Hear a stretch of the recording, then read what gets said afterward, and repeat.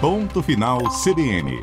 6h42 agora, Viva a Voz de volta em Brasília, né, meninas? Tem aquelas pautas que adormecem, acordam, a anistia é uma delas e, obviamente, ganhou bastante força nesses dias pré-julgamento. A Samantha Klein tem mais informações sobre as articulações. Oi, Samantha, boa noite novamente. Boa noite, Débora, Vera e Carol. Olha, justamente os parlamentares da bancada bolsonarista prometem retomar a pressão com toda a carga junto ao presidente da Câmara, Hugo Motta, para tentar pautar o projeto da anistia a partir desse início de julgamento do ex-presidente Jair Bolsonaro. Integrantes da oposição têm uma reunião amanhã para discutir as reações, as estratégias que vão tomar aí nesses próximos dias. E a ideia é fazer essa cobrança pela anistia, que poderia beneficiar Bolsonaro, e também fazer uma cobrança pela PEC do fim do foro privilegiado, que sejam aí pautados em plenário. O líder do Novo, Marcel Van Hatten, por exemplo, afirma que o partido vai seguir apoiando o pleito do PL. A ideia é também insistir na instalação da CPI do abuso de autoridade, que seria mais uma ofensiva contra o Supremo Tribunal Federal, em especial neste momento de julgamento. Depois da derrocada e da PEC da blindagem, é claro que a anistia acaba voltando à carga também. Essa PEC da blindagem previa a proteção dos parlamentares contra decisões judiciais. E mais cedo, num evento em Recife, o presidente da Câmara, Hugo Motta, foi questionado sobre a tramitação das pautas de interesse da oposição e ele afirmou que a anistia vai tramitar no tempo certo. A oposição também está decidindo como vai acompanhar o julgamento do ex-presidente Jair Bolsonaro. Os congressistas aliados de Bolsonaro também deverão participar das manifestações previstas para o próximo domingo em grandes capitais. Com vocês. Obrigada, Samantha Klein, pelas informações. Bom, a oposição sabe que a sociedade, em geral, não quer saber dessa pauta, mas também não vai deixar o assunto morrer, né, Vera?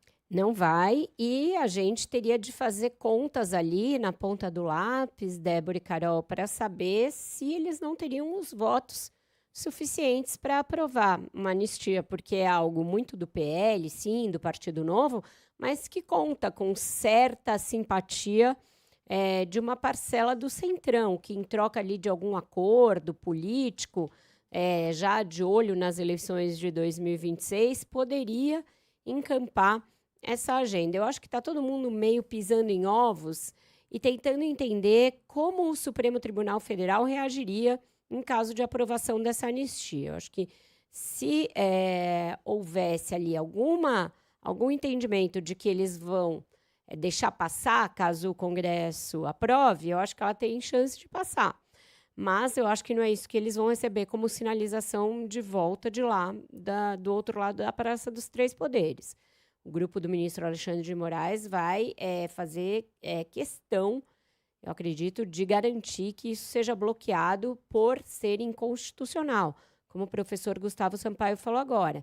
Já existe um precedente, né, da questão do deputado Daniel Silveira, que foi considerado que ali, como era um crime atentatório ao próprio Estado Democrático de Direito, não é passível de ser indultado, anistiado, de receber graça presidencial, nada disso. Então, tem esse limiar aí que torna a movimentação dentro da Câmara um pouco complexa, um pouco tensa. O presidente da Câmara, Hugo Motta, sendo muitíssimo pressionado, mas até aqui sem deixar claro se vai entregar ou não essa anistia.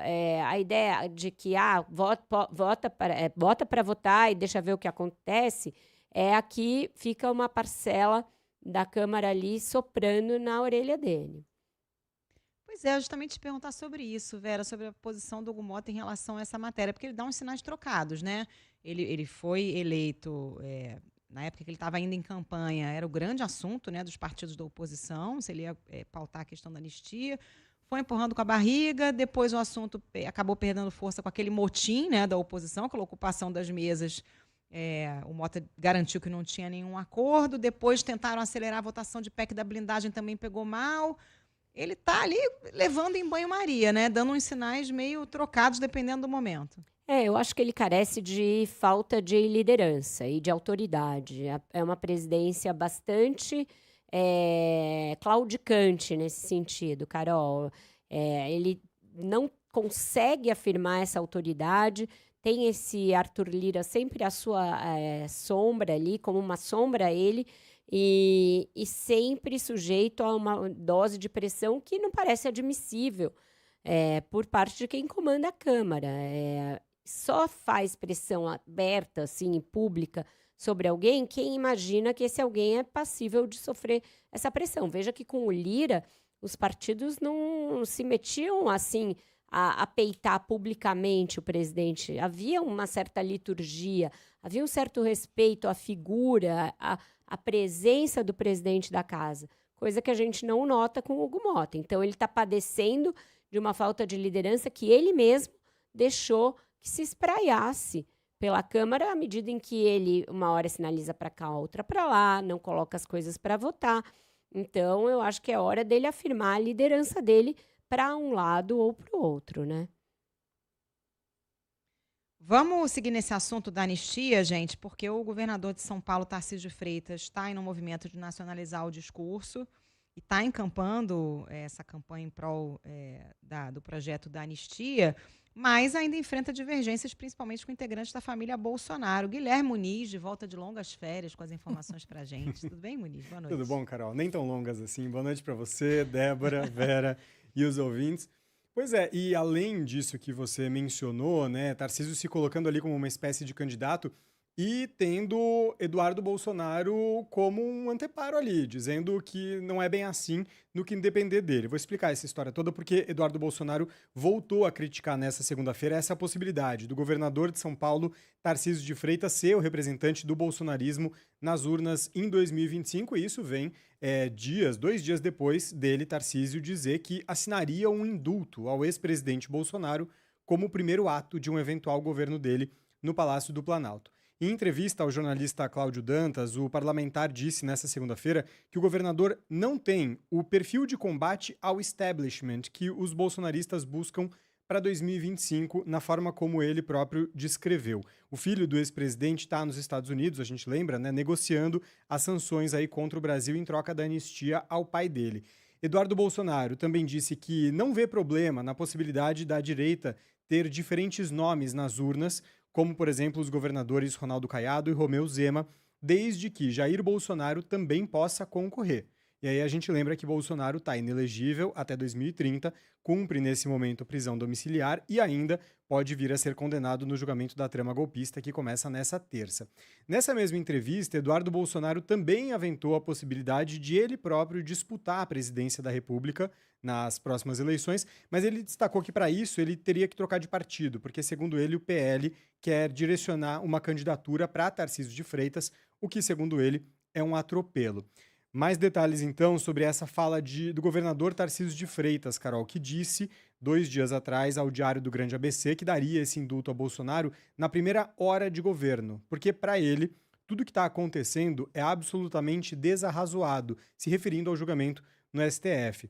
Tarcísio disse que não confia na justiça e, apesar dele aventar aí esse eventual primeiro dia de mandato, disse que não pretende concorrer à presidência no ano que vem.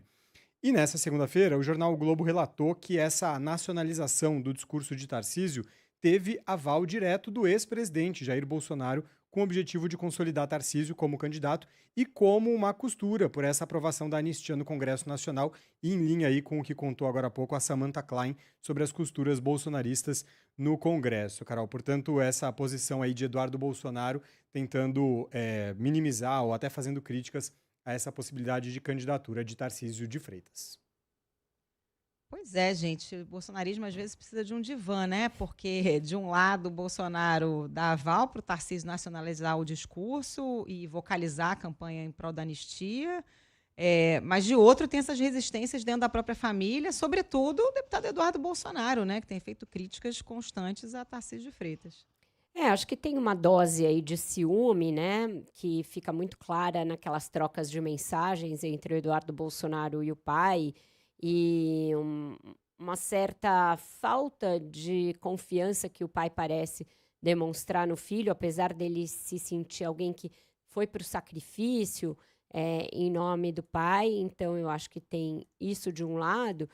E, de outro lado, saber que é uma dúvida a respeito de o quanto o governador de São Paulo estaria realmente disposto a ser leal até ali as últimas consequências ao ex-presidente Jair Bolsonaro. E aí acho que essa fala que o Muniz trouxe para a gente, do governador ao Diário do Grande ABC, é uma tentativa dele de mostrar que sim, que ele está disposto a demonstrar essa lealdade até as últimas consequências. Tem aí uma leitura óbvia, né? Que quando ele fala que na hora 1 do seu mandato ele daria um indulto, ele está, portanto, cogitando a possibilidade de ser presidente da República. Fica até muito estranho ele dizer isso e em seguida dizer que não é candidato, porque, por óbvio, essa é uma declaração que só cabe a alguém que pelo menos cogitou a hipótese de ser candidato à presidência. Então, o Tarcísio tentando fazer aí um balé que é muito difícil, porque tem que agradar gregos, troianos, dizer que não é candidato, seguir governando um estado como São Paulo, que é uma máquina enorme e que tem problemas graves e sérios, e que ele ainda não fez ninguém que seja um candidato óbvio à sua sucessão. Então, a partir do momento que ele começa a flertar com o voo nacional, ele também deflagra a sucessão pela sua própria vaga.